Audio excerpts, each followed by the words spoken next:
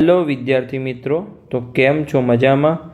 तो आज आपणे धोरण 10 विषय गणित चेप्टर नंबर 7 याम भूमितिनी वात करवाना छीए, जेनो आज लेक्चर नंबर 5 छे। आ लेक्चर में आपणे स्वाध्याय 7.1 ना प्रश्न नंबर 3, प्रश्न नंबर 4 और प्रश्न नंबर 5 ने आपणे डिटेल में और सरल भाषा में सॉल्व करीशुं। तो तमे अंत सुधी जोड़ायेला रहो। આપણે દરેક પ્રશ્નની રકમ વાંચીએ અને પછી આપણે એનો ઉકેલ મેળવવાનો પ્રયત્ન કરીએ। તો ચલો આપણે પ્રશ્ન નંબર 3 થી શરૂઆત કરીએ કે અહીંયા આપણને બિંદુ આપેલા છે, એટલે કે પ્રશ્ન નંબર 3 બિંદુઓ જેને આપણે નામ આપી દઈએ। પહેલા બિંદુને આપણે એ નામ આપીએ, બીજા બિંદુને બી નામ આપીએ અને ત્રીજા બિંદુને આપણે સી નામ આપીએ। તો એના યામ બનશે 1 અને 5, બીના યામ છે 2 અને 3 અને સીના યામ બનશે -2 અને -11। સમરેખ છે કે નહીં તે નક્કી કરવાનું છે। मैं तमने इंट्रोडक्शन लेक्चर में कीधुं हतुं कि समरेख में तमने व्याख्या कीधी थी। समरेख बिंदु कोने कहेवाय कि आ कोई एक रेखा है, एक ज रेखा पर आवेला होय, धारो कि अहींया ए बी अने सी, कोई आगळ पाछळ होई शके छे पण एक ज रेखा पर त्रणेय बिंदु आवेला होय एने समरेख बिंदु कहेवाय। अने कोईपण बे एटले कि धारो कि ए बी, जो आवी रीते ए बी सी त्रणेय लाइन में आवेला होय तो A B plus B C नो सरवाळो ए सी जेटलो थवो जोईए। अथवा कोई बीजुं होय, धारो कि आवी रीते होय कि अहींया पहला बी है, पछी ए है और पछी सी है, तो शू थवुं जोईए कि ए बी प्लस ए सी बराबर बी सी थवुं जोईए। समझ पड़ी गई? एटले कि आ बे जे नाना नाना छे एनो सरवाळो आ मोटा जेटलो थवो जोईए, प्रथम अने त्रीजा जेटलो। समझ पड़ी गई? तो आपणे त्रणेयनुं अंतर शोधीए, ए बी, बी सी अने ए सी शोधीए અને પછી આપણે નક્કી કરીએ કે કોઈ પણ બેનો સરવાળો ત્રીજા જેટલો થાય છે કે નહીં। તો ચલો આપણે ગણતરી કરીને ચેક કરી લઈએ। તો અહીંયા આપણે રફ ભાગને રિમૂવ કરીએ અને આપણી ગણતરીને શરૂ કરીએ। તો અહીંયા અંતરસૂત્રનો ઉપયોગ થશે। તો અહીંયા સૌપ્રથમ આપણે એ બી શોધીશું। તો અંતરસૂત્ર શું છે આપણું અહીંયા કે એ બીનો વર્ગ બરાબર x1 માઇનસ x2નો વર્ગ પ્લસ y1 માઇનસ y2નો વર્ગ। तो अहींया जो ए बी में x1 शू बनशे 1 और x2 बनशे 2, एटले कि 1 माइनस 2 नो वर्ग, पछी y1 माइनस y2 नो वर्ग। तो y1 शू बनशे a नो वायाम एटले कि 5 और y2 एटले कि b नो वायाम एटले कि 3, एटले कि 5 माइनस 3 नो वर्ग। समझ पड़ी गई?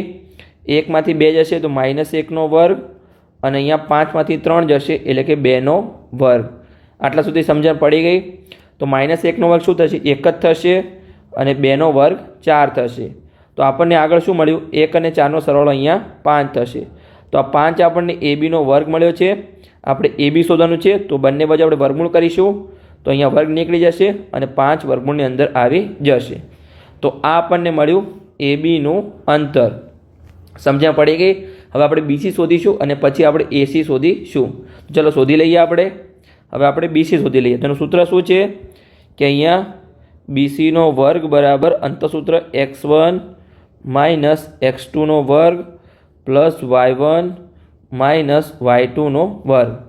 तो बी सी में x1 x2 शू बनशे? जो बी नो एक्सयाम एटले कि 2 और सी नो एक्सयाम एटले कि -2, एटले कि 2 मांथी -2 जशे, एटले कि पहला तो 2 पछी 2 जवाना छे, बाद करवाना छे अने x2 -2 छे, पछी आखा कौंसनो वर्ग। समझ पड़ी गई?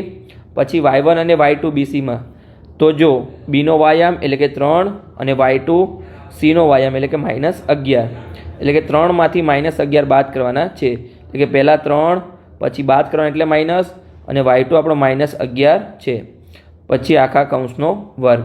समझ पड़ी गई? एटला सुधी आगळ हवे जो अहींया 2 छे, पछी माइनस और -2 तो +2 थई जशे, माइनस माइनस प्लस थशे, पछी आखा कौंसनो वर्ग। अहींया कौंसनी अंदर 3 माइनस और -11 तो +11 थई जशे, माइनस माइनस प्लस थाय गुणाकार में तो +11 आखा कौंसनो वर्ग। समझ पड़ी गई? अहींया तो 2 और 2 नो सरवाळो 4 थशे तो 4 नो वर्ग और अहींया 3 और 11 नो वर्ग तो अहींया 14 थशे, एटले कि सरवाळो 14 नो वर्ग। तो 4 नो वर्ग केटलो थाय? अहींया तमने खबर ज छे 16 थशे અને 14 નો વર્ગ 196 થશે। મેં તમને પહેલાં જ કીધું હતું કે 1 થી 20ના વર્ગ, 1 થી 10ના ઘન અને 1 થી 20ના ઘડિયા તમારે ખાસ ધ્યાન રાખવાના છે, એટલે કે યાદ રાખવાના છે। આ બંનેને આપણે સરવાળો કરીએ તો 196માં આપણે 16 ઉમેરીશું તો 212 થશે, તો 212 આપણને શું મળ્યું? અહીંયા BCનો વર્ગ મળ્યો. તો આપણે BC શોધવું છે તો બંને બાજુ વર્ગમૂળ કરીશું તો અહીંયા વર્ગ નીકળી જશે અને વર્ગમૂળની અંદર આવશે 212. તો ચલો હવે આપણે 212ના અવયવ પાડીએ કે કંઈ બહાર નીકળે છે કે નહીં કોમન. તો ચાલો આપણે નીકાળવાનો પ્રયત્ન કરીએ. તો આપણે 212ના અહીંયા અવયવ લઈશું. તો 212.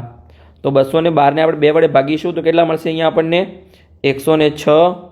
106ને 2 વડે ભાગીશું તો અહીંયા આપણને 53 મળશે. હવે જો આપણે 53નો ભાગાકાર કરીએ 2 વડે. તો ચલો ભાગાકાર કરીએ. તો 53ને આપણે 2 વડે ભાગીશું તો કેટલા મળશે આપણને? 53 ભાગ્યા 2. 2 દુ 4, 1 શેષ વધી, ઉપરથી 3 ઉતાર્યા, 2 છંગ 12. તો અહીંયા 1 શેષ વધે છે તો 2 વડે ભાગ ચાલશે નહીં. હવે આપણે 53ને 3 વડે ભાગીએ તો ચલો ભાગાકાર કરીએ. તો કે 3 એકા 3, 2 શેષ વધી, ઉપરથી 3 ઉતાર્યા અને જો 3 × 21 થશે. તો ફરીથી અહીંયા 2 શેષ વધી તો 3 વડે પણ ભાગ ચાલશે નહીં. હવે આપણે 5 વડે ભાગ ચલાવીએ તો 5 માટે તમને ખબર જ છે કે છેલ્લો અંક 5 અથવા 0 હોવું જોઈએ. તો 5 વડે ભાગ ચાલશે નહીં કેમ કે છેલ્લો અંક 3 છે. તો 7 વડે ભાગ ચલાવીએ તો 7 વડે ભાગાકાર કરીએ તો તમને ખબર જ છે 70 49 થશે. અહીંયા 4 શેષ વધી. 11 વડે ભાગ ચલાવે તમને ખબર છે 11 × 5 = 55 થશે અને 11 ચોક 44 થશે. તો 11 વડે પણ ભાગ ચાલશે નહીં. તો 13 વડે ભાગ ચલાવીએ તો 13 ચોક 52 થશે છતાં પણ 1 શેષ વધશે. તો હવે આપણે 15 તો અવિભાજ્ય સંખ્યા નથી, વિભાજ્ય સંખ્યા છે. તો 17 વડે ભાગ ચલાવીએ તો 17 × 51 થશે, 2 શેષ વધશે. પછી આપણે 19 વડે ભાગ ચલાવીએ તો 19 × 57 થશે. તો એમાં પણ ભાગ ચાલશે ને 19 દુ 38. તો એમાં પણ ભાગ ચાલતો નથી. તો હવે આપણે જુઓ આગળ જોઈએ તો 21 તો અવિભાજ્ય સંખ્યા નથી. 23 વડે ભાગ ચલાવીએ તો 23 દુ 46 થશે. તે 46 એટલે કે 7 શેષ વધશે. હવે જો જે આપણે તો કે 25 તો વિભાજ્ય સંખ્યા છે કે 5 વડે ભાગી શકાય છે. પછી 27 એ પણ વિભાજ્ય સંખ્યા છે. હવે આપણે 29 વડે ભાગીએ તો 53 ને 29 વડે ભાગીશું તો ભગાશે નહીં કેમ કે 29 દુ કેટલા થશે? 58 થશે. એ પણ ભાગ ચલાશે નહીં. હવે તમને ખબર છે કે કોઈ પણ સંખ્યા લઈશું તેનો ડબલ કરીશું તો એ 53 જેટલા થશે નહીં. સમજ પડી ગઈ? કેમ કે 29ના ડબલ 58 થાય છે કેમ કે 53 કરતાં વધી જાય છે. તો 53 પોતે જ અવિભાજ્ય સંખ્યા છે એવું સાબિત થાય છે. તો તમારે આવી રીતે ગણતરી કરવાની છે ડિટેલમાં. તો 53 એકા 53. તમને ડાયરેક્ટ નહીં ખબર પડે કે 53 અવિભાજ્ય સંખ્યા છે એટલે તમારે આવી રીતે ડિટેલમાં ગણતરી કરી અને પછી તમારે સાબિત કરવાનું છે કે 53 અવિભાજ્ય સંખ્યા છે. સમજ્યા પડી ગયા? આપણે રફ અને રિમૂવ કરીએ તો આના આપણને અવયવ શું મળ્યા? BC બરાબર વર્ગમૂળની અંદર જો એક આપણને અહીંયા જોડ મળી છે એટલે કે 2નો વર્ગ લખી શકીએ. 2નો વર્ગ ગુણ્યા 53. તો 2 બહાર આવી જશે કેમ કે વર્ગ છે એટલે વર્ગમૂળને વર્ગ ઉડી જશે તો 2 અને વર્ગમૂળની અંદર 53. આ આપણને મળી ગયું BCનું માપ કે 2 અને વર્ગમૂળની અંદર 53. તો આને આપણે હાઇલાઇટ કરી લઈએ. હવે આપણે જો પહેલાં આપણે AB શોધ્યું, BC શોધ્યું, હવે આપણે AC શોધી લઈએ તો આપણને ખબર પડી જાય કે સમરેખ બિંદુ છે કે નહીં. તો ચલો શોધી લઈએ. અહીંયા આપણે ACનું માપ શોધીશું. તો આપણે અંતસૂત્ર લગાવીએ તો અંતસૂત્ર શું છે અહીંયા આપણું કે ACનો વર્ગ બરાબર x1 - x2નો વર્ગ પ્લસ y1 - y2નો વર્ગ. તો x1 x2 આપણે ફાઇન્ડ આઉટ કરીએ ACમાં તો શું બનશે? અહીંયા જો એનો એક્સિયામ એટલે કે 1 અને સીનો એક્સિયામ એટલે કે -2 એટલે કે 1માંથી -2 ને બાદ કરવાના છે. તો ચલો આપણે કરી લઈએ. 1માંથી -2 ને આપણે બાદ કરીશું. હવે આપણે અહીંયા 1 પછી બાદ કરવાના છે અને -1 આપણે એટલે કે -2 બાદ કરવાના છે આખા કૌંસનો વર્ગ. સમજણ પડી ગઈ? હવે આપણે y1 અને y2 શોધીએ ACમાં. તો y1 શું બનશે? એનો વાયામ એટલે કે અહીંયા 5 અને y2 બનશે સીનો વાયામ એટલે કે -11 એટલે કે 5માંથી -11 બાદ કરવાના છે. એટલે કે પહેલાં 5 પછી બાદ કરવાના છે અને પછી આપણે -11 તો આખા કૌંસનો વર્ગ. તો અહીંયા જો પહેલાં તો 1 હવે માઇનસ અને -2નો ગુણાકાર તો કે +2 થઈ જશે આખા કૌંસનો વર્ગ. સમજણ પડી ગઈ? પછી આગળ જુઓ 5 પછી માઇનસ અને -11નો ગુણાકાર તો +11 થઈ જશે અને આખા કૌંસનો વર્ગ. 1માં 2 ઉમેરીશું તો 3 એટલે કે 3નો વર્ગ થશે અહીંયા અને 5 અને 11નો સરવાળો 16 થશે તો 16નો વર્ગ. સમજણ પડી ગઈ? તો 3નો વર્ગ 9 થશે અને 16નો વર્ગ તમને ખબર જ છે 256 થશે. તો હવે જો આપણે 256માં 9 ઉમેરીશું તો 265 થશે. આ આપણને શું મળ્યું છે? ACનો વર્ગ મળ્યો છે. હવે આપણે AC ફાઇન્ડ આઉટ કરવાનું છે. તો તો AC બરાબર આપણે વર્ગમૂળની અંદર 265 લઈશું. તો આપણે જો વર્ગમૂળની બહાર કંઈ નીકળે છે કે નહીં એ આપણે ટ્રાય કરીએ. તો અહીંયા 265ના આપણે અવયવ લઈશું. તો 265ના ચલો આપણે અવયવ લઈએ અહીંયા. તો કે 265 પહેલાં તો આપણે 2 વડે ભાગવાનો ટ્રાય કરીએ. તો 2 વડે ભાગાશે નહીં, કેમ કે છેલ્લો અંક 5 છે એ એકી સંખ્યા જ છે, 2 વડે ભાગાશે નહીં. પછી આપણે 3 વડે ભાગવાનો ટ્રાય કરીએ. ચલો ભાગીએ. 265 ભાગ્યા 3. તો પહેલાં તો 2 વડે ભાગ ચાલશે નહીં, 26 લેવા પડશે. તો 3 8 24, 2 શેષ વધી, ઉપરથી 5 ઉતાર્યા, ફરીથી 3 8 24, 1 શેષ વધી, એટલે કે 3 વડે ભાગ ચાલતો નથી. શું 5 વડે ભાગ ચાલશે? તો મેં તમને કીધું હતું 5 વડે ભાગ ચાલવા માટે છેલ્લો અંક 5 અથવા 0 હોવો જોઈએ. તો અહીંયા છેલ્લો અંક 5 છે, તો આપણે 5 વડે ભાગ ચાલશે. તો ચલો આપણે ભાગાકાર કરી લઈએ. 265 ભાગ્યા 5. તો પાયો 25, 1 શેષ વધી અને ઉપરથી 5 ઉતાર્યા. તો હવે જો 15 છે તો 5 તરી 15 થશે. સમજ્યા પડી ગઈ? 0 0 શેષ આવી ગઈ. તો 5 વડે ભાગ ચાલ્યો, નીચે 53 આવ્યા. તો શું 53ને કોના વડે ભાગી શકાય છે? તો આપણે આગળ જ ગણતરી કરી છે. જો આગળના દાખલામાં આપણે બતાવું તમને કે 53 પોતે જ અવિભાજ્ય સંખ્યા છે. તો આપણે ડાયરેક્ટ લઈ લઈએ કે 53 એકા 53. તો અહીંયા જો કોઈ પણ વર્ગ થતો નથી, કોઈનો પણ 5નો પણ વર્ગ થતો નથી અને 53નો પણ વર્ગ થતો નથી, એટલે વર્ગમૂળમાંથી કંઈ પણ બહાર નીકળતું નથી. તો આપણો ફાઇનલ આન્સર વર્ગમૂળની અંદર જ 265 આવશે. તો અહીંયા આપણને જો AB મળી ગયું વર્ગમૂળની અંદર 5, પછી BC મળી ગયું 2 વર્ગમૂળમાં 53 અને AC મળી ગયું વર્ગમૂળની અંદર 265. તો અહીંયા ત્રણેય માપ આપણને મળી ગયા. તો આપણે જો અહીંયા ત્રણેય માપ લખી લઈએ સરખી રીતે. હું જો તમને બતાવું છું કે AB પછી BC અને ACનું આપણે માપ લખી લઈએ. તો ABનું માપ આપણને કેટલું મળ્યું? વર્ગમૂળમાં 5. તો લખી લઈએ વર્ગમૂળમાં 5 સરખી રીતે. પછી BCનું માપ આપણને કેટલું મળ્યું? 2 વર્ગમૂળમાં 53. તો એ પણ લખી લઈએ 2 વર્ગમૂળમાં 53. પછી આપણને ACનું માપ કેટલું મળ્યું? વર્ગમૂળમાં 265. તો શું કોઈ પણ બેનો સરવાળો ત્રીજા જેટલો થશે? ધારો કે આપણે અહીંયા AB પ્લસ BC કરીએ તો શું AC જેટલો થશે? તો કે પોસિબલ જ નથી, કેમ કે અહીંયા વર્ગમૂળમાં 5 છે, અહીંયા વર્ગમૂળમાં 53 છે. સમજણ પડી ગઈ? સરવાળો થશે જ નહીં, પોસિબલ નથી. આગળ કોઈનો પણ સરવાળો ત્રીજા જેટલો થશે નહીં. તો અહીંયા આપણે ફાઇનલ આન્સર લખી દઈએ આપણો. ચલો લખી દઈએ સરખી રીતે. આપણો ફાઇનલ આન્સર શું બનશે? અહીંયા ચલો આપણે રેડ પેનથી આપણો ફાઇનલ આન્સર લખીએ કે અહીં AB plus BC is not equal to AC, એ પણ નહીં થાય. પછી AB plus AC is not equal to BC, એટલે કોઈ પણ બે બાજુનો સરવાળો ત્રીજી બાજુ જેટલો થશે નહીં. પછી BC plus AC is not equal to AB. આ મળે છે આપણને, આપણે ગણતરી કરી એના આધારે. તો આપેલ બિંદુઓ સમરેખ બિંદુ નથી. આપણને પ્રશ્ન શું પૂછ્યો હતો કે સમરેખ બિંદુ છે કે નહીં? જો સમરેખ છે કે નહીં તે આપણે નક્કી કરવાનું હતું. પણ કોઈ પણ બે બાજુનો સરવાળો ત્રીજી બાજુ જેટલો થાય ત્યારે જ સમરેખ બિંદુ હોય છે. તો આપણે લખી શકીએ કે આપેલ બિંદુ, આથી આપેલ બિંદુઓ સમરેખ બિંદુઓ નથી. સમજણ પડી ગઈ? અહીંયા આપણો પ્રશ્ન નંબર 3 સંપૂર્ણ રીતે પૂર્ણ થઈ ગયો છે. મેં તમને ડિટેલમાં અને સરળ ભાષામાં ગણતરી કરાવી છે.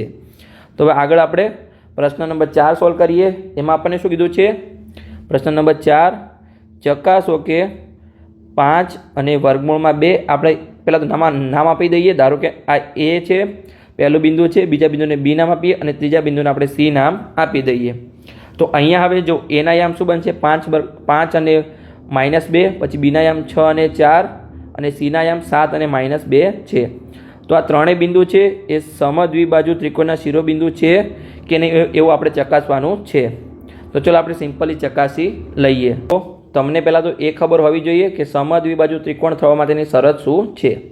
તો ધારો કે આપણે કોઈ અહીંયા ત્રિકોણ દોરીએ. ચલો આપણે કોઈ ત્રિકોણ અહીંયા દોરીએ. તો આ આપણે અહીંયા ત્રિકોણ લીધો છે. તો અહીંયા આપણે એક ત્રિકોણ દોર્યો, એને આપણે નામ આપી દઈએ યામના, કે આનું A યામ, એના યામ છે 5 અને -2. પછી અહીંયા B શિરોબિંદુ છે, એના યામ છે 6 અને 4 અને C શિરોબિંદુ છે, એના યામ છે 7 અને -2.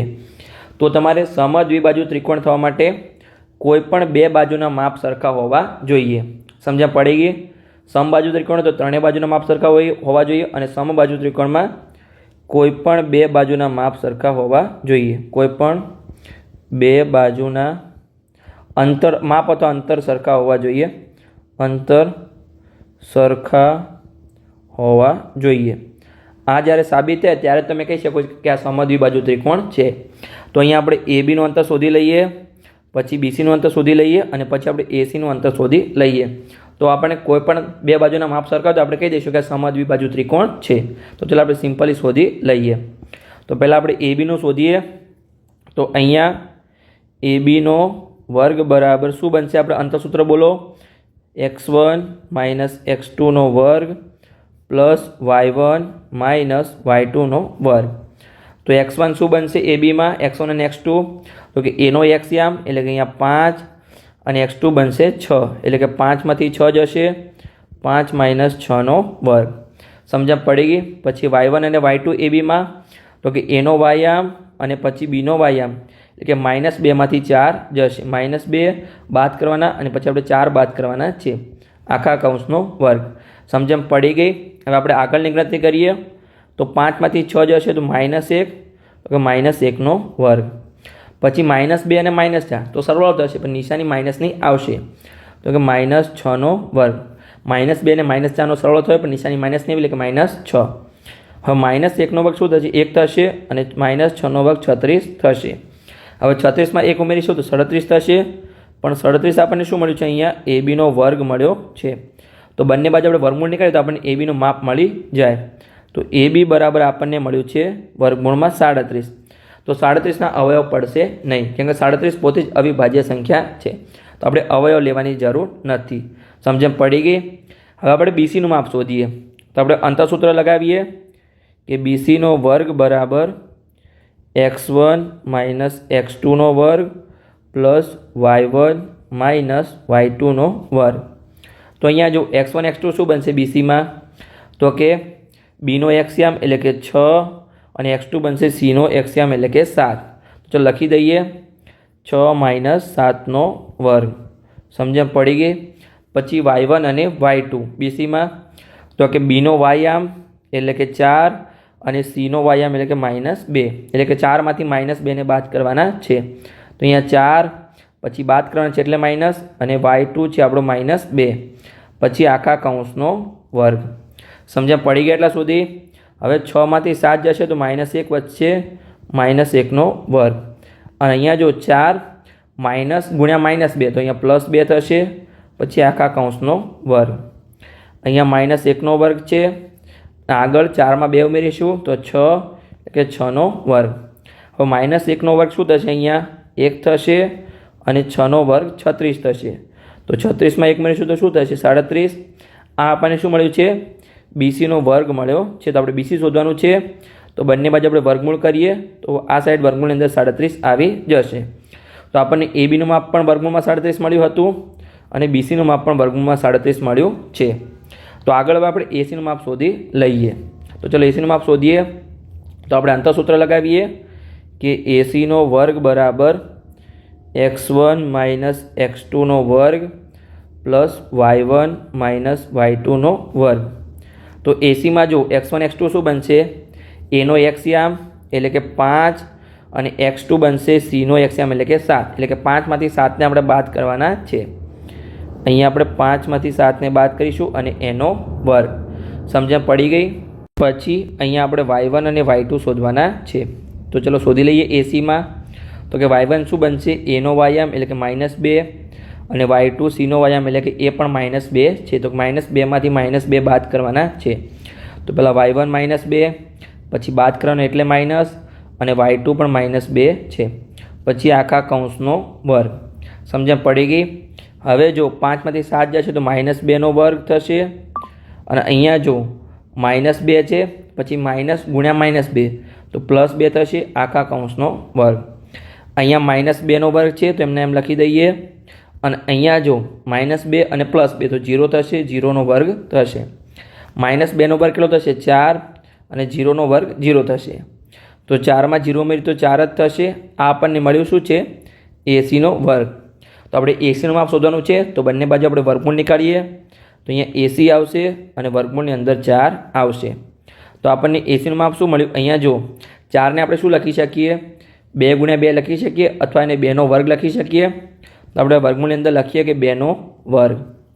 સરખી રીતે લખી દઈએ આપણે 2નો વર્ગ. તમને ડાયરેક્ટ પણ ખબર છે કે વર્ગમૂળની બહાર 2 જ નીકળશે કેમ કે 4 એ 2નો વર્ગ છે. તો એસીની કિંમત આપણને શું મળી? અહીંયા 2 મળી. તો અહીંયા હવે જો આપણને પ્રશ્ન શું પૂછ્યો હતો આપણે ફરીથી જોઈ લઈએ કે ચકાસવાનું છે કે આ બિંદુ સમદ્વિબાજુ ત્રિકોણના શિરોબિંદુ છે.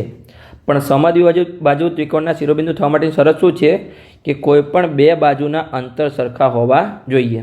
તો આપણે ત્રણેય બાજુના માપ શોધ્યા. તો શું કોઈ પણ 2 બાજુના માપ સરખા છે કે નહીં? તો ચાલો આપણે ચેક કરી લઈએ. અહીંયા તો પહેલાં તો જો એબીનું માપ મળ્યું વર્ગમૂળમાં 37. પછી આપણને બીસીનું માપ મળ્યું એ પણ વર્ગમૂળમાં 37, એટલે કે 2 બાજુના માપ સરખા જ છે. અને ત્રીજી બાજુનું માપ આપણને સરખું મળ્યું નથી, એ આપણને એસી 2 મળ્યું છે. તો આ સમદ્વિબાજુ ત્રિકોણ છે કેમ કે સમદ્વિબાજુ ત્રિકોણમાં 2 બાજુના માપ સરખા હોવા જોઈએ. ત્રીજી બાજુનું માપ સરખું હોવું જરૂરી નથી. અને જો જો એ ત્રીજી બાજુનું માપ સરખું થાય તો એને સમદ્વિબાજુ ત્રિકોણ ના કહેવાય, પછી એને સમબાજુ ત્રિકોણ કહેવાય. સમજણ પડી ગઈ? જ્યારે ત્રણેય બાજુના માપ સરખા હોય ત્યારે. તો ચાલો આપણે ફાઇનલ આન્સર લખી દઈએ કે આ સમદ્વિબાજુ ત્રિકોણ છે. કે અહીં આપણને AB બરાબર BC is not equal to AC મળ્યું. કેમ કે આપણને AB અને BC વર્ગમાં 37 મળ્યું પણ ACની કિંમત આપણને 2 મળી. આવું હોવાથી આપેલ બિંદુઓ સમદ્વિબાજુ ત્રિકોણના શિરોબિંદુઓ છે. સમજણ પડી ગઈ? અહીંયા આપણો પ્રશ્ન નંબર 4 સંપૂર્ણ રીતે પૂર્ણ થઈ ગયો. સરળ ભાષામાં તમને સમજાવવાનો પ્રયત્ન કર્યો છે. તો આગળ હવે આપણે પ્રશ્ન નંબર 5 સોલ્વ કરીએ. સિમ્પલ જ પ્રશ્ન છે, ખાલી તમને અંતસૂત્ર આવડવું જોઈએ. રકમ મોટી જોઈને તમારે ડરવાની કોઈ જરૂર નથી. કે પ્રશ્ન નંબર 5, એક વર્ગખંડમાં 4 મિત્રો આકૃતિ 4.8 એ તમારા બુકમાં આપેલી છે. એમાં દર્શાવેલ બિંદુઓ A, B અને CD દ્વારા દર્શાવેલ સ્થાન પર બેઠા છે. ચંપા અને ચમેલી વર્ગખંડમાં આવી અને થોડી મિનિટોના અવલોકન બાદ ચંપાએ ચમેલીને પૂછ્યું કે શું તું એવું માને છે કે ABCD ચોરસ છે? એટલે કે ધારો કે A અહીંયા હોય, B અહીંયા હોય, C અહીંયા હોય અને D અહીંયા હોય તો કે ચોરસ આમ છે. સમજણ પડી ગઈ? એવું ચંપાએ ચમેલીને કીધું છે. ચમેલી અસહમત થાય છે કે આ ચોરસ નથી. તો અંતસૂત્રનો ઉપયોગ કરી કોણ સાચું છે તે નક્કી કરવાનું છે. જો ચોરસ હોય તો ચંપા સાચી છે અને ચોરસ ના હોય તો ચમેલી સાચી છે. તો ચલો પહેલાં તો આપણે આલેખ પર બિંદુઓને દર્શાવીએ. તો આલેખને પહેલાં આપણે ઉપર લઈ જવો પડશે કેમ કે આલેખ નીચે આવી ગયો છે. તો ચલો આલેખને સરખી રીતે આપણે ઉપર લઈ જઈએ. સરખી રીતે આપણે દર્શાવી દઈએ આલેખને. ઓકે, અહીંયા આપણે આલેખને રાખીશું. ચલો આપણે રાખીએ. હવે આપણે બિંદુ દર્શાવીએ. તો આપણને બિંદુ કયા આપેલા છે? તો બુકમાં આપેલા હતા. તો અહીંયા મારે રિમૂવ થઈ ગયા છે. તો અહીંયા હું ફરીથી દર્શાવી અને આપણે વિડીયોને કન્ટિન્યુ કરીશું. તો કયા કયા બિંદુ હતા? તો ચાલો આપણે બુકમાં જોઈ લઈએ. તો એના યામ હતા, જો એના યામ હતા 3 અને 4. એટલે કે x પર 3 છે, અહીંયા જો x પર 3 છે અને y પર 4 છે. તો અહીંયા બિંદુ હશે, એ બિંદુ અહીંયા છે. સમજણ પડી ગઈ? જેના યામ છે 3 અને 4. પછી બી બિંદુ છે જેના યામ છે 6 અને 7. તો અહીંયા 6 છે અને y પર 7 છે. તો અહીંયા 7 જોઈન્ટ થાય છે તો અહીંયા બી બિંદુ હશે જેના યામ છે 6 અને 7. તો આ ડોટ લાઈને આપણે રિમૂવ કરી દઈએ કેમ કે એ આપણું રફ વર્ક છે. આપણે ખાલી મેઇન પોઈન્ટ જ રાખવાનો છે અહીંયા એ અને બી બિંદુ. પછી આપણે સી બિંદુના યામ શું છે અહીંયા? તો કે 9 અને 4. તો કે x પર 9 છે અને અહીંયા y પર 4 છે. તો અહીંયા જોઈન થશે તો અહીંયા આપણે સી બિંદુના યામ આપી દઈએ 9 અને 4. સરખી રીતે લખી દઈએ આપણે 9 અને 4. પછી આપણું ડી બિંદુ છે એની પહેલાં આપણે રફ અને રિમૂવ કરી દઈએ ડોટ લાઇનને. ચાલો આપણે રિમૂવ કરી દઈએ સરખી રીતે. હવે આપણે ડી બિંદુ શોધવાનું છે. તો એના યામ આપણને શું આપેલા છે? 6 અને 1. તો અહીંયા x પર 6 અને y પર 1. તો અહીંયા આવશે આપણું ડી બિંદુ જેના યામ છે 6 અને 1. સમજણ પડી ગઈ? હવે આપણે ABCDને કનેક્ટ કરીએ અને ચંપા એવું કહે છે કે આ ચારે ચોરસ છે એવી રીતે બેઠા છે. આપણે કનેક્ટ કરીએ, ધારો કે A થી Bને કનેક્ટ કરીએ, પછી B થી Cને કનેક્ટ કરીએ આપણે, પછી સીથી ડીને કનેક્ટ કરીએ અને એડીને આપણે કનેક્ટ કરીએ. તો આ જે છે ચોરસ છે એવું ચંપા કહે છે. અને ચમેલી અસમત છે, એટલે ચમેલી એમ કહે છે કે ચોરસ નથી. તો ચોરસ થવા માટેની શરત શું છે? મેં તમને ઇન્ટ્રોડક્શનના લેક્ચરમાં શીખવાડી હતી કે ચોરસ થવા માટે અહીંયા આપણે લખીએ ચોરસ થવા માટે પહેલાં તો ચારે બાજુના માપ સરખા હોવા જોઈએ. તો ચારે બાજુ કઈ છે? AB પ્લસ BC સરખી લખી દઈએ આપણે, AB plus BC plus CD plus AD. ચારે બાજુના માપ સરખા હોવા જોઈએ. સમજણ પડી ગઈ? અને ચોરસ થવા માટે વિકર્ણોના માપ પણ સરખા હોવા જોઈએ. વિકર્ણો એટલે કે સામસામેના શિરોબિંદુને જોડતી રેખાને વિકર્ણ કહેવાય. જેમ કે આ BDને જોડતી રેખા આને એક વિકર્ણ કહેવાય અને ACને એક વિકર્ણ કહેવાય. તો અહીંયા વિકર્ણોના માપ પણ સરખા હોવા જોઈએ, એટલે કે AC અને BDનું માપ પણ સરખું હોવું જોઈએ. પહેલાં તો ચારે બાજુના માપ સરખા હોવા જોઈએ અને વિકર્ણોના માપ પણ સરખા હોવા જોઈએ. તો અહીંયા પહેલાં તો AB, BC, CD, AD, AC અને BDના આપણે અંતરસૂત્ર દ્વારા શોધવું પડશે અને પછી આપણે નક્કી કરીશું કે આવી રીતે માપ સરખા છે ચારે બાજુ અને વિકર્ણોના. તો જેને પણ વિદ્યાર્થીને હિન્ટ મળી ગયું એ જાતે ગણતરી કરે. દાખલો થોડો લાંબો બનશે પણ તમે જાતે ગણતરી કરશો, પ્રેક્ટિસ કરતા તમને દરેક વસ્તુ આવડી જશે. તો ચાલો આપણે ગણતરી કરીને પ્રયત્ન કરીએ. સૌપ્રથમ આપણે ABનું માપ શોધીએ. તો અહીંયા ABનો વર્ગ બરાબર આપણે અંતરસૂત્ર લગાવીએ x1 માઇનસ x2નો વર્ગ પ્લસ y1 માઇનસ y2નો વર્ગ. તો અહીંયા જો ABમાં x1 એનો એક્સયામ એટલે કે અહીંયા એનો એક્સયામ શું છે? 3 છે. તો લખી દઈએ 3. x2માં બીનો એક્સયામ એટલે કે 6. x છે પહેલો યામ, જે કોઈ પણ યામ હોય, ધારો કે અહીંયા બીના યામ છે 6 અને 7. તો પહેલો હોય ને x યામ કહેવાય અને બીજો એને 7 છે ને y યામ કહેવાય. સમજણ પડી ગઈ? એ તો તમને ખબર જ છે પણ ફરીથી મેં રિવિઝન કરાવી દીધું છે. એટલે કે 3 માઇનસ 6નો વર્ગ. સમજણ પડી ગઈ? પછી y1 અને y2. y1 શું બનશે? એનો વાયામ એટલે કે અહીંયા 4 અને y2 બનશે બીનો વાયામ એટલે કે 7. એટલે કે 4માંથી 7 બાદ થશે. તો લખી દઈએ 4 માઇનસ 7નો વર્ગ. આગળ આપણે ગણતરી કરીએ તો 3માંથી 6 જશે તો -3 વચ્ચે -3નો વર્ગ અને અહીંયા 4માંથી 7 જશે ત્યાં પણ -3નો વર્ગ આવશે. તો -3નો વર્ગ શું થશે? અહીંયા 9 થશે અને અહીંયા પણ -3નો વર્ગ 9 થશે. 9 અને 9નો સરવાળો કેટલો થશે? 18. તો આ આપણને 18 શું મળ્યું? ABનો વર્ગ મળ્યો છે. તો આપણને AB શોધવાનું છે તો આપણે બંને સાઈડ વર્ગમૂળ કરી લઈએ. તો અહીંયા AB આવશે અને અહીંયા વર્ગમૂળની અંદર 18 આવશે. તો 18ના આપણે અવયવ લઈએ કે વર્ગમૂળની બહાર નીકળે છે કે નહીં આપણે ચેક કરવું પડશે. તો ચલો અહીંયા આપણે અવયવ લઈએ. તો 18ને આપણે 2 વડે ભાગીશું તો 9. 9ને 2 વડે ભાગાશે નહીં, 3 વડે ભાગીએ તો 3 તરી 9, 3 વધ્યા તો 3 એકા 3. તો અહીંયા આપણને 18ના અવયવ શું મળ્યા? 2 ગુણ્યા 3નો વર્ગ. તો આપણે લખી દઈએ કેમ કે એક આપણને અહીંયા જોડ મળી છે એટલે 3નો વર્ગ મળ્યો છે. તો ચલો આપણે લખી દઈએ કે AB બરાબર વર્ગમૂળની અંદર 2 ગુણ્યા 3નો વર્ગ. તો 3નો વર્ગ છે એટલે એક વર્ગમૂળની બહાર આવી જશે અને 2 વર્ગમૂળની અંદર જ રહેશે. એટલે કે ABની કિંમત મળી આપણને 3 વર્ગમૂળમાં 2. આ આપણને મળી છે ABની કિંમત. તો આપણને એક બાજુની કિંમત મળી ગઈ. હવે ચારે બાજુની કિંમત 3 વર્ગમૂળમાં 2 મળે અને વિકર્ણોના માપ પણ બંનેના સરખા મળે ત્યારે ચોરસ બનશે. તો ચાલો આપણે શોધી લઈએ બીજી 3 બાજુના માપ. તો ચાલો સિમ્પલી આપણે શોધી લઈએ. તો BCનો વર્ગ આપણે કરીશું અહીંયા. તો BCનો વર્ગ બરાબર અંતરસૂત્ર x1 માઇનસ x2નો વર્ગ પ્લસ y1 માઇનસ y2નો વર્ગ. તો x1 અને x2 કેટલા છે BCમાં? તો જોઈએ આપણે કે B ક્યાં છે? તો કે B આ રહી. જો આપણે અલગ પેનથી દર્શાવીએ તો કે અહીંયા આપણે બીનો એક્સયામ એટલે કે અહીંયા 6 થશે અને પછી સીનો એક્સયામ 9 એટલે કે 6માંથી 9ને આપણે બાદ કરવાના તે છે. તો ચલો કરી લઈએ. x1 માઇનસ x2 એટલે 6 માઇનસ 9નો વર્ગ. સમજણ પડી ગઈ? પછી y1 માઇનસ y2 એટલે કે y1માંથી y2 બાદ કરવાનો છે. તો પહેલાં તો આપણે y1 અને y2 શોધીએ. તો y1 બનશે બીનો વાયામ એટલે કે 7 અને y2 બનશે સીનો વાયામ એટલે કે 4. એટલે કે આપણે 7માંથી 4ને બાદ કરવાના છે. 7 માઇનસ 4નો વર્ગ. સમજણ પડી ગઈ અહીંયા? તો અહીંયા જો હવે 6માંથી 9 બાદ જશે તો કે -3 આવશે, -3નો વર્ગ અને 7માંથી 4 જશે એટલે કે 3નો વર્ગ આવશે. સમજણ પડી ગઈ? -3નો વર્ગ શું થશે? અહીંયા 9 અને 3નો વર્ગ પણ 9 થશે. 9 અને 9નો સરવાળો 18 થશે. તો આ આપણને શું મળ્યું છે? બીસીનો વર્ગ મળ્યો છે. પણ આપણે શોધવાનું શું છે? બીસી શોધવાનું છે, એટલે કે એક બાજુનું માપ. તો બંને બાજુ વર્ગમૂળ કરીએ તો અહીંયા બીસી આવશે અને અહીંયા વર્ગમૂળમાં 18 આવશે. તો તમને 18ના અવયવ તો ખબર જ છે, આપણે ઉપર શોધ્યા જ છે. 2 ગુણ્યા 3નો વર્ગ. તો આપણે ડાયરેક્ટ લખી શકીએ કે બીસી બરાબર વર્ગમૂળની અંદર 2 ગુણ્યા 3નો વર્ગ. તો આપણને શું મળશે? અહીંયા બીસી બરાબર 3 વર્ગમૂળની બહાર આવશે, એટલે કે 3 અંદર વર્ગમૂળમાં 2. તો આપણને મળી ગયું બીસીનું માપ.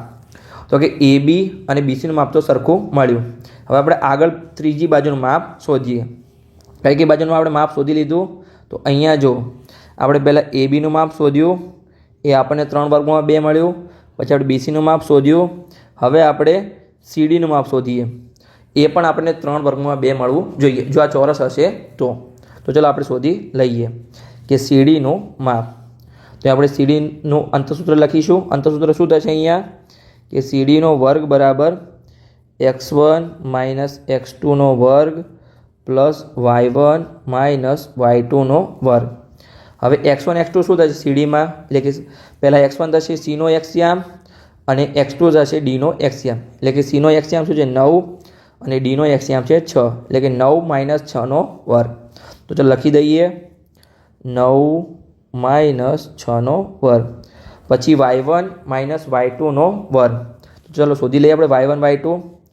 y1 શું બનશે? cનો વાયામ એટલે કે 4 અને y2 બનશે dનો વાયામ એટલે કે 1. 4 માઇનસ 1નો વર્ગ. તો ચાલો લખી દઈએ 4 માઇનસ 1નો વર્ગ. તો 9માંથી 6 જશે કેટલા વધશે? 3 એટલે કે 3નો વર્ગ. અને 4માંથી 1 જશે ત્યાં પણ 3 વધશે એટલે કે 3નો વર્ગ. 3નો વર્ગ શું થશે? 9 થશે અને અહીંયા પણ 9 થશે. 9 અને 9નો સરવાળો 18 થશે. તો આ આપણને શું મળ્યું? સીડીનો વર્ગ મળ્યો. પણ આપણે બાજુનું માપ શોધવાનું છે, એટલે બંને બાજુ આપણે વર્ગમૂળ કરીએ તો સીડી બરાબર આપણને મળ્યું વર્ગમૂળમાં 18. વર્ગમૂળમાં 18 છે એટલે તમને ખબર જ છે કે 18ના અવયવ શું છે? અહીં આપણે ઉપર શોધ્યા જતા 2 ગુણ્યા 3નો વર્ગ. તો આપણે કરી લઈએ કે સીડી બરાબર વર્ગમૂળની અંદર 2 ગુણ્યા 3નો વર્ગ. તો સીડીનું માપ આપણને શું મળ્યું? 3 બહાર આવી જશે અને 2 વર્ગમૂળમાં રહેશે. તો સીડીનું માપ આપણને મળ્યું 3 વર્ગમૂળમાં 2. તો અહીં આપણે 3 બાજુના માપ સરખા થયા છે. હવે આપણે ચોથી બાજુનું માપ સરખું કરવાનું છે. જો ચોરસ હશે તો આપણને સરખું મળશે. તો ચોથી બાજુ કઈ છે આપણી? પહેલી બાજુ તો એ બી, પછી બીસી, પછી સીડી અને હવે આપણી ચોથી બાજુ છે અહીંયા એડી. તો ચાલો આપણે એનું માપ શોધી લઈએ. તો અહીંયા એડી માટે અંતસૂત્ર લખીએ કે એડીનો વર્ગ બરાબર x1 માઇનસ x2નો વર્ગ પ્લસ y1 માઇનસ y2નો વર્ગ. તો એડી માટે x1 x2 શું બનશે? અહીંયા એનો એક્સિયામ અને પછી ડીનો એક્સિયામ. એટલે કે એનો એક્સિયામ શું છે? અહીંયા 3 અને ડીનો એક્સિયામ 6 છે. એટલે કે 3 માઇનસ 6નો વર્ગ. ચલો કરીએ અહીંયા 3 માઇનસ 6નો વર્ગ. સમજણ પડી ગઈ? આગળ હવે y1 અને y2. y1 માઇનસ y2નો વર્ગ. તો કે એનો વાયામ એટલે કે 4 અને y2 બનશે dનો વાયામ એટલે કે 1. 4 માઇનસ 1નો વર્ગ. તો ચલો કરી લઈએ આપણે 4 માઇનસ 1નો વર્ગ. તો અહીંયા 3માંથી 6 જશે તો માઇનસ 3 આવશે, માઇનસ 3નો વર્ગ. અને 4માંથી 1 જશે તો 3 આવશે, પ્લસ 3નો વર્ગ. માઇનસ 3નો વર્ગ પણ 9 થશે અને પ્લસ 3નો વર્ગ પણ 9 થશે. તો 9માં 9 એડ કરીશું તો 18 થશે. આ આપણને મળ્યું એડીનો વર્ગ. પણ આપણે તો એડી શોધવાનું છે, તો એડી બરાબર બંને બાજુ આપણે વર્ગમૂળ નીકાળીએ તો અહીંયા વર્ગ નીકળી ગયો અને પેલી સાઈડ વર્ગમૂળની અંદર 18 આવશે. 18ના અવયવ તમને ખબર જ છે કે 2 ગુણ્યા 3નો વર્ગ. હવે તો તમને યાદ પણ રહી ગયું હશે 2 ગુણ્યા 3નો વર્ગ. 3 બહાર આવશે અને વર્ગમૂળની અંદર 2 રહેશે. સમજણ પડી ગઈ? આ આપણને મળી ગયું એડીનું માપ. એટલે કે અહીંયા આપણને જો ચારે બાજુના માપ તો સરખા મળ્યા કે 3 વર્ગમૂળમાં 2. પણ આપણી બીજી શરત શું હતી કે જો ચોરસ થવા માટે એક શરત હતી ચારે બાજુના માપ સરખા હોવા જોઈએ અને બીજી શરત હતી વિકર્ણોના માપ પણ સરખા હોવા જોઈએ. એટલે કે અહીંયા કે એસી અને બીડીના માપ પણ સરખા હોવા જોઈએ. તો ચલો આપણે એસી અને બીડી પણ શોધી લઈએ સિમ્પલી. તો ચલો આપણે શોધીએ અંતસૂત્ર દ્વારા. તો અહીંયા એસીનો વર્ગ બરાબર x1 માઇનસ x2નો વર્ગ પ્લસ y1 માઇનસ y2નો વર્ગ. સમજણ પડી ગઈ? હવે એસીમાં x1 x2 શું બનશે? તો કે એનો એક્સિયામ અને સીનો એક્સિયામ બનશે. તો જો એનો એક્સિયામ શું છે? અહીંયા 3 છે અને સીનો એક્સિયામ 9 છે. એટલે કે 3 - 9નો વર્ગ. તો ચલો કરી લઈએ આપણે 3 - 9નો વર્ગ. તો આપણું એક્સનું પૂરું થઈ ગયું. આપણે વાયનું કરીએ y1 - y2નો વર્ગ. તો એસીમાં y1 y2 શું બનશે? એનો વાયામ એટલે કે 4 અને સીનો વાયામ એટલે કે 4. એ પણ 4 જ છે એટલે કે 4 - 4 થશે. તો ચલો કરી લઈએ 4 - 4 4 - 4નો વર્ગ. તો અહીંયા જો 3માંથી 9 જશે તો -6 આવશે, -6નો વર્ગ, અને અહીંયા 4માંથી 4 જશે એટલે કે 0નો વર્ગ આવશે. તો અહીંયા -6નો વર્ગ કેટલો થશે? +36 થશે, અને 0નો વર્ગ તો 0 જ થાય. તો આપણને એસીનો વર્ગ શું મળ્યું? અહીંયા આપણને 36 મળ્યું. પણ આપણે શોધવાનું છે એસી. તો આપણે વર્ગમૂળમાં મૂકી દઈશું. તો એસી બરાબર વર્ગમૂળની અંદર 36. તો 36 તમને ખબર છે કોનો વર્ગ છે? 6નો વર્ગ છે. છતાં પણ તમને અવયવ લેવા તો તમે અવયવ લઈ શકો છો. અહીંયા તમારે અવયવ લેવા તમે કેવી રીતે અવયવ લેશો? જો તમે 36ને 2 વડે ભાગીશું તો 18, 18ને 2 વડે ભાગીશું તો 9, 9ને 2 વડે ભાગાશે નહીં કારણ કે એકી સંખ્યા છે. 3 વડે ભાગીશું તો 3, અને 3 એકા 3. તો અહીંયા શું આવશે? આપણું વર્ગમૂળની અંદર જુઓ 2નો વર્ગ અને 3નો વર્ગ આવશે. તો આ બંને ગુણાકારમાં છે તો બંને 12 આવશે. તો અહીંયા આપણને વર્ગમૂળની 12 આવશે 2 × 3. તો અહીંયા આપણે ડાયરેક્ટ 6 આવશે. અને તમે ડાયરેક્ટ પણ લખી શકો છો કે અહીંયા એસી બરાબર વર્ગમૂળની અંદર 36 છે એટલે કે 6નો વર્ગ છે. સમજ પડી ગઈ? એટલે કે એસીની કિંમત મળી આપણને અહીંયા 6. સમજ પડી ગઈ? તમે અવયવના રીતે પણ કરી શકો છો જેને સમજણ આપણે એના માટે, અને ડાયરેક્ટ જેના મગજમાં આવી જાય કે 36 6નો વર્ગ છે તેવી રીતે કરી શકે છે. પણ તમે આવી રીતે જેને ખબર ના પડે આવી રીતે અવયવ પાડી અને ડાયરેક્ટ કરી શકે છે. હવે આપણે શું શોધવાનું છે? બીજું આપણું વિકર્ણ કયું છે? પહેલું તો એસી, અને બીજું વિકર્ણ છે આપણું બીડી. તો એ પણ આપણે શોધી લઈએ કે અહીંયા બીડીનો વર્ગ બરાબર અંતસૂત્ર આપણે લગાવીએ. બીડીનો વર્ગ બરાબર x1 - x2નો વર્ગ પ્લસ y1 - y2નો વર્ગ. તો અહીંયા x1 x2 શું બનશે બીડીમાં? ચલો આપણે શોધી લઈએ કે x1 x2 શું બનશે આપણે બીડી માટે. તો અહીંયા x1 બનશે બીનો એક્સિયામ એટલે કે 6, અને x2 બનશે ડીનો એક્સિયામ એટલે કે 6. બંને 6 જ છે તો 6 - 6નો વર્ગ થશે. ચલો આપણે કરી લઈએ સરખી રીતે 6 - 6નો વર્ગ. x1 x2 બંને 6 છે એટલે કે 6 - 6નો વર્ગ. હવે y1 અને y2 ફાઇન્ડ આઉટ કરવાનો છે બીડી માટે. તો ચલો આપણે શોધી લઈએ. આલેખ પર જઈએ અને y1 અને y2 શોધીએ. y1 શું બનશે? બીનો વાયામ એટલે કે 7, અને y2 બનશે ડીનો વાયામ એટલે કે 1. તો કે બીડીને આપણે y1 y2 મળી ગયું 7 - 1નો વર્ગ. તો ચલો લખી દઈએ આપણે 7 - 1નો વર્ગ. તો અહીંયા 6માંથી 6 જશે એટલે કે 0 એટલે કે 0નો વર્ગ, અને અહીંયા 7માંથી 1 જશે તો કે 6નો વર્ગ આવશે. અહીંયા 0નો વર્ગ 0 જ થશે, અને 6નો વર્ગ અહીંયા 36 થશે. હવે 36માં 0 મેળવીશું 36 જ આવશે. આ આપણને મળી ગયું બીડીનો વર્ગ. આપણે બીડી શોધવાનું છે તો 36 વર્ગમૂળની અંદર આવી જશે. હવે 36 તમને ખબર છે 6નો વર્ગ છે એટલે બીડી બરાબર આપણને ડાયરેક્ટ 6નો વર્ગ વર્ગમૂળમાં મળી જશે. 36 6નો વર્ગ છે આપણે 6નો વર્ગ કરી દીધો. તો બીડીની કિંમત આપણને મળી ગઈ 6. તો આપણને જો અહીંયા વિકર્ણોના માપ પણ સરખા મળી ગયા, બંને 6 6 મળી ગયા, અને ચારે બાજુના માપ પણ સરખા મળ્યા હતા. તો આપણો ફાઇનલ આન્સર અહીંયા લખી દઈએ. આપણો ફાઇનલ આન્સર શું બનશે અહીંયા? ચલો આપણે ફાઇનલ આન્સર તમને લખતા શીખવાડું છું કે અહીં આપણી ચારે બાજુ કઈ હતી? AB + BC + CD + AD હતી. આ ચારે બાજુના માપ સરખા હતા આપણે બરાબર લખ્યું છે. AD આપણે સરખી લખી દઈએ. AD હોવાથી ચતુષ્કોણ સરખી લખી દઈએ આપણે. ચતુષ્કોણ ABCD એટલે કે ચતુષ્કોણ ABCDની ચારે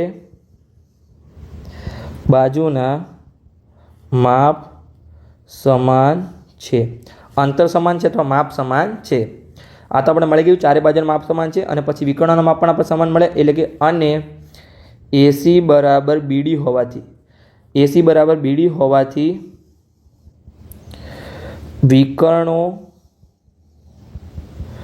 વિકર્ણોના માપ અથવા અંતર પણ સમાન છે. એટલે આપેલ શિરોબિંદુઓ જે આપણને બિંદુ આપેલા હતા ABCD શિરોબિંદુઓ વડે રચાતો ચતુષ્કોણ કેવો બનશે? ચતુષ્કોણ ચોરસ છે. સરખી લખી દઈએ આપણે, ચોરસ છે.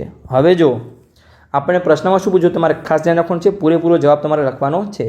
આપણે ડાયરેક્ટ ચોરસ નહોતું ધારવાનું. જો આપણે પ્રશ્નમાં શું પૂછ્યું હતું કે ચંપાએ ચમેલીને કીધું કે શું તું માને છે કે ABCD ચોરસ છે?